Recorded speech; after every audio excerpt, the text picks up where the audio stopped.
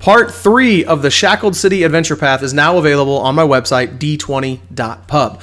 This is Part 3 of the whole Shackled City. It follows Part 1, which was Life's Bazaar, and Part 2, which was Flood Season. These were all originally published for D&D 3.5 by Paizo in old dungeon magazines. Those were all made available for free online. I have been transcribing those and making them available to you through my website on a mobile-friendly format, because those old dungeon magazine PDFs are pretty low quality and rather hard on the eyes, not to mention not easy to read on a mobile device like a phone.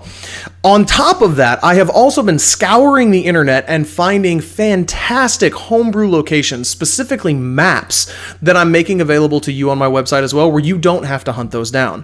One of my favorite things about running this old content, whether you go back to the old TSR days of published adventures, which were still fantastic, or even D&D 3.5 stuff, is you can find a ton of information online about people who have already run the campaign, homebrew maps that they've created, extra NPCs, and again, advice on how other people ran these adventures. I'm going to be doing some additional videos where I delve deeper into how specifically to run the adventure paths, how to adapt it to Ptolus. Since I'm a Ptolus narrator, obviously that's near and dear to my heart, and I like to give people the advice on how to do that. Not going into that here, I just wanted to let you know that the module has been released.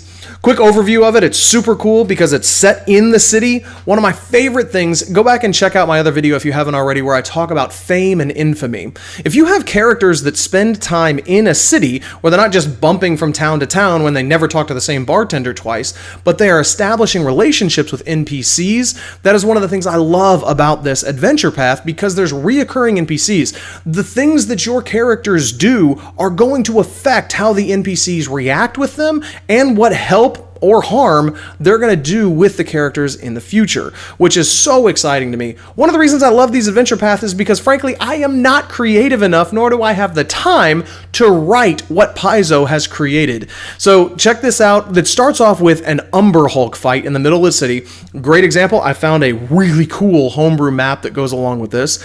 There is a location that will take you outside of the city at Crazy Jared's. It's a pretty cool encounter. I am going to actually run it outside of the city, but at the end of this encounter, you literally go right back down. So if you didn't want your players to ever leave the city, very simple, you just change that encounter a little bit, they go immediately down under, and then they are going to hopefully encounter Zenith Splintershield, who was mentioned in parts 1 and parts 2, and so you're getting to tie this together, where it just started out with a name, you're kind of name dropping, and then you're starting to see all of this tapestry woven together, which is so exciting for me. I know it'll be exciting for you and for your players as well.